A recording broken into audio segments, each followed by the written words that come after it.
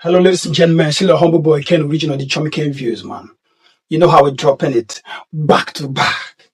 Chummy Ken views style, man. Yeah, one of my friends, they get self-control issue. There's an acute self-control issue. So they don't pray. They don't try everything. Pray for where do everything where they know their people, their parents, everything to no avail. God have mercy upon now us. One of our friends talks say he know one powerful man of God.